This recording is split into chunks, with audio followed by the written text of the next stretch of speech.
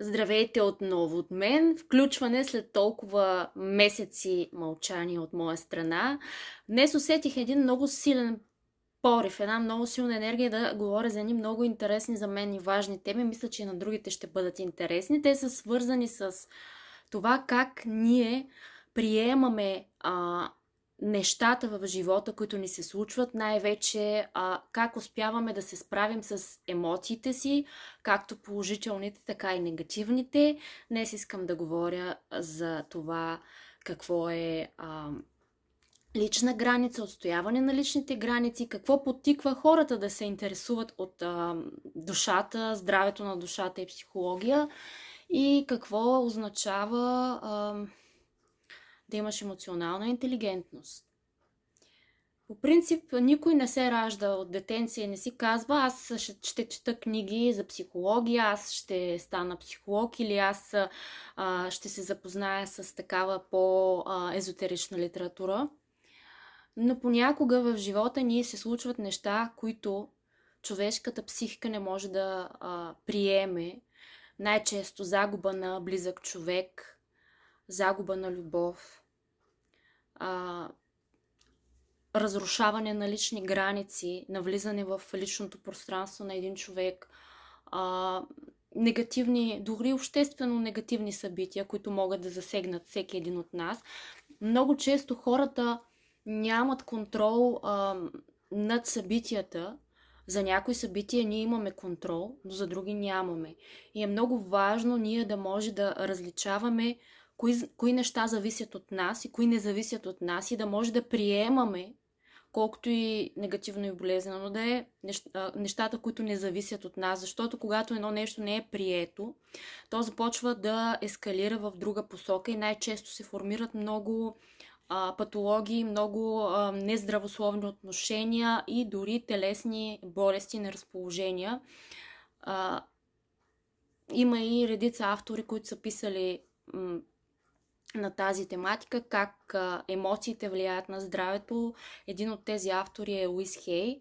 Аз от много малка съм се запознала с нейното творчество. Тя дори има една много интересна книга "Излекувай живота си", където е описала различните видове здравословни неразположения, от какви задържани емоции са предизвикани най-често и положителни утвърждения, как да се справим с тях.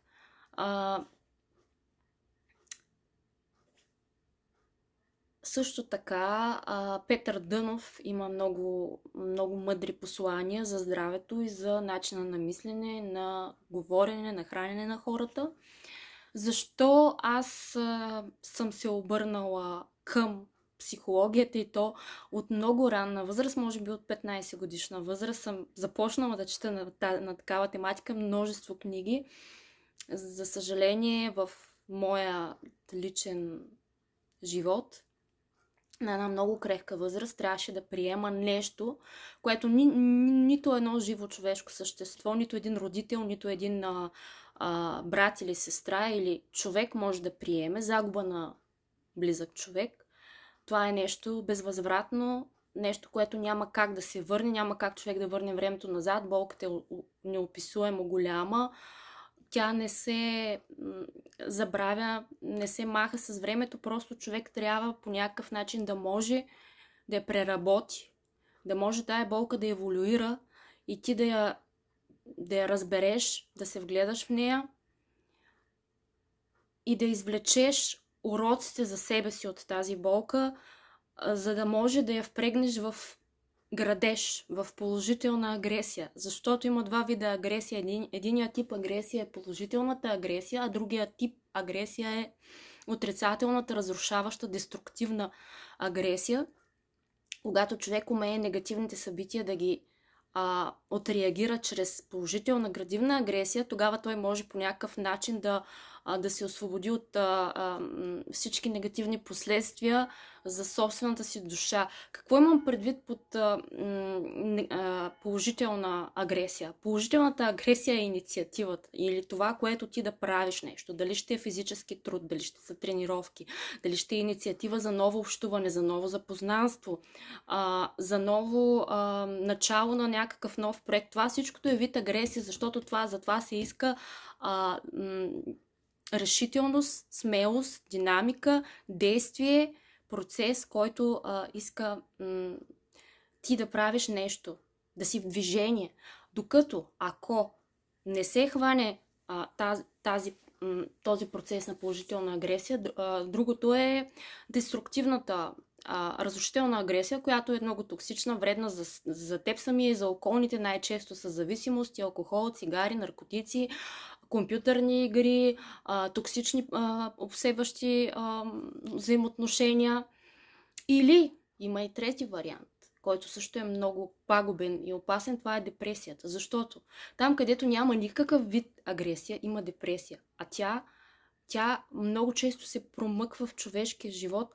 Незабелязвано и много хора, които реално са в много тежка депресия, не го осъзнават това нещо, защото те просто все едно са замръзнали. Все едно нямат стимул да правят нищо, не искат да стават от леглото, не искат да предприемат никакви инициативи, никакви отговорности, защото просто тяхната душа, техните чувства, те са замръзнали, те са спрели.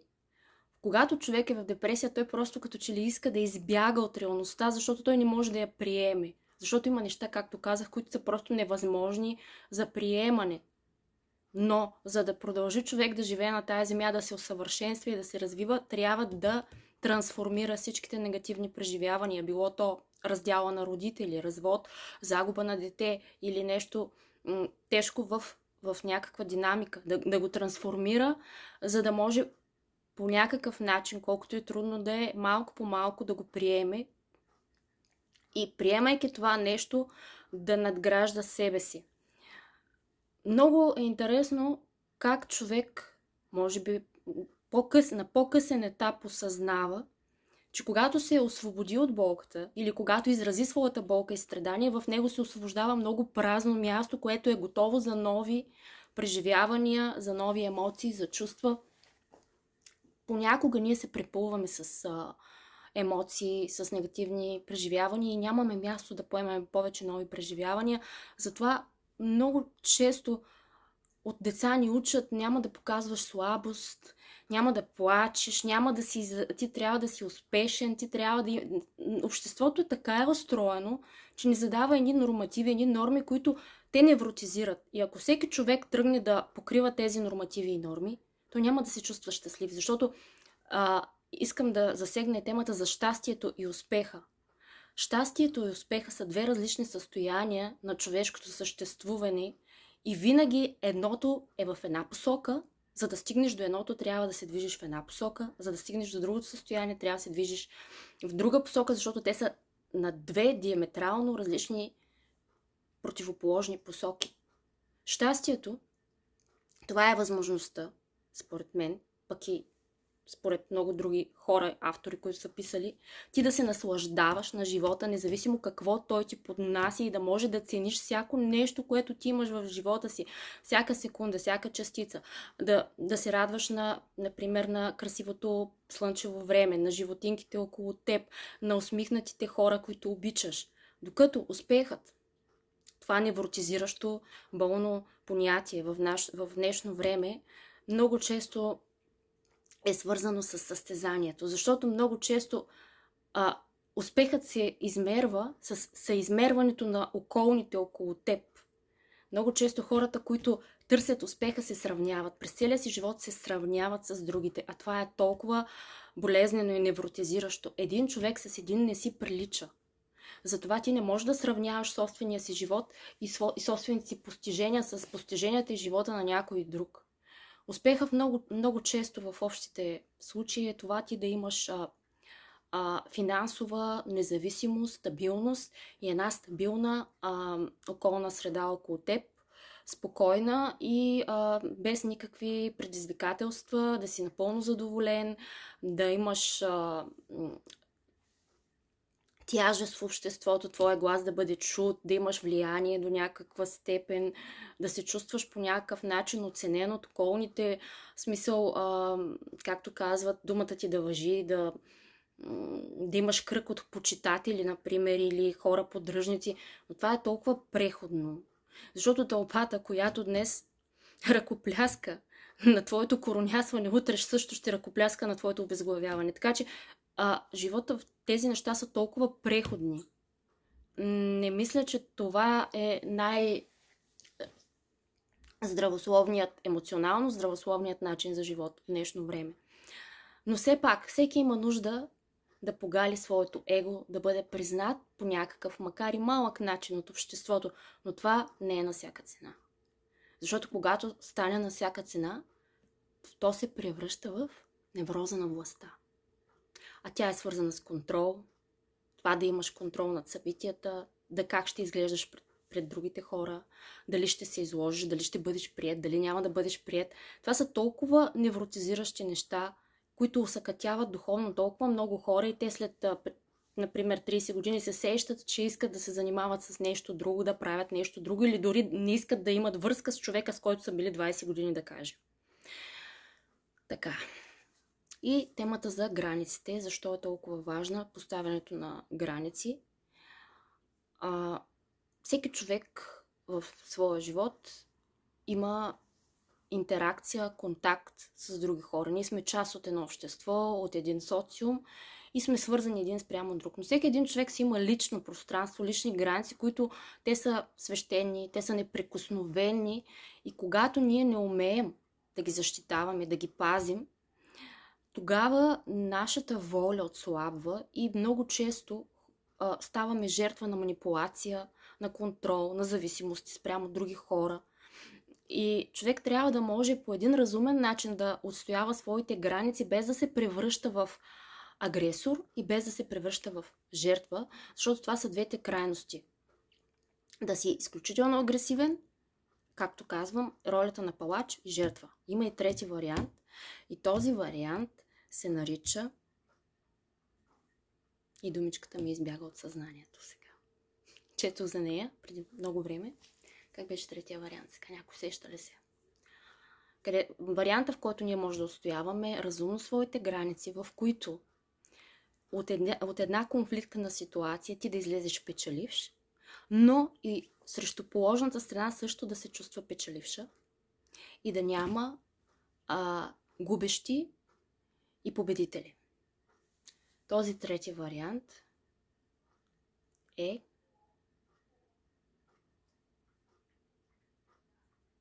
забравих. Толкова много мисли ми идва в съзнанието. Знам, че го знам думичката, но в момента ми изкочи от съзнанието. По-нататък, ако се сетя за тази думичка, специален термин в психологията и междуличностни отношения, ще ви я кажа.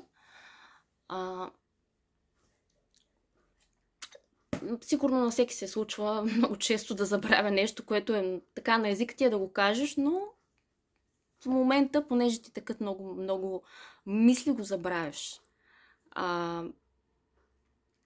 За личните граници. Защо е толкова важно? Защото тогава ние заявяваме себе си, отстояваме себе си и по този начин предизвикваме и в околните едно уважение, един респект, всъщност даваме един здрав пример на обществото, на нашите деца и на околните. Защото заради конформизма много красиви неща са се разпаднали. Или заради конформизма много хора са били пострадали от несправедливи неща. Защото конформизмът, това е пак един вид нежеланието да поставиш своите лични граници или да изразиш своето мнение от страх. Защото конформизмът, пак казвам, то го има, той е навсякъде. Във всяка една ситуация много хора проявяват това поведение на конформисти, но понякога човек не бива да е конформист и дори да рискува да влезе в спор, в скандал. Да е по-добре да кажеш истината и да защитиш личните си граници и позиция, да дори някой друг, отколкото ти да се слееш с масата само, за да няма конфликти. Защото когато през целия си живот избягваш конфликтите около себе си, ти започваш най-голямата война, тя е вътре в теб. И тогава разрушенията са непоправими. Защото едно е да се чувстваш виновен пред околните, но още по-лошо е да се чувстваш виновен пред себе си, че си предал себе си, че не си изразил това, което мислиш, това, което искаш, това, което вярваш. Асертивност. Думичката е асертивност. Сега се сетих. Асертивността, това е този термин, който исках да кажа. Това е способността човек в конфликтна ситуация да реагира адекватно, градивно, без да се държи токсично, да не позволява да му нарушават личните граници, но да не се превръща в агресор и палач, да не бъде също така и жертва, да не се самосъжалява, по един много емоционално интелигентен начин да умее на края на спора или на конфликта да направи така, че и двете страни да са печеливши. Тази думичка имах предвид. Асертивност. Така. Станаха вече 15 минути. Не знам от толкова много неща да не пропусна нещо, което искам да кажа още. Всеки човек малко или много трябва да се замисли през живота си, през какви еволюции е минал или как еволюира неговата душа и сърце. Но най-голямата спирачка на нашата духовна еволюция, това е страхът. Защото противоположното на любовта не е омразата, а страхът. Защото там, където няма любов, има страх. Не съм чисто емпирично запозната кои философи са писали за това, но съм убедена, че в литературата има писано на тази тематика. Нашето общество, за съжаление, е управлявано от страха.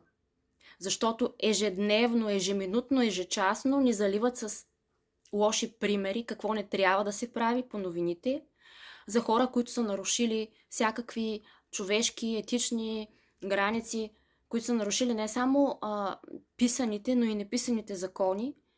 И по някакъв начин това се превръща в норма и хората това го смятат за нещо нормално, че някой убил някой или че някой откраднал нещо. Те го приемат вече за нещо като нормална част от обществото, защото се случва навсякъде. Но аз мисля, че ние не бива да позволяваме социума или обществото или това, с което ни облъчват, да манипулира нашите съзнания. Защото в нас се задействат едни спусъци. В нашето съзнание има едни специални спусъци, аз така ги наричам, които когато бъдат задействани, ние не живеем в режим еволюция и създаване, ние живеем в режим на оцеляване. Което е много тъжно, защото нашия потенциал е много повече от това, което в момента показваме. И аз съм убедена, че в бъдеще много хора ще осъзнаят това. Благодаря за вниманието, който е изгледал видеото до край. Чао от мен, Люси!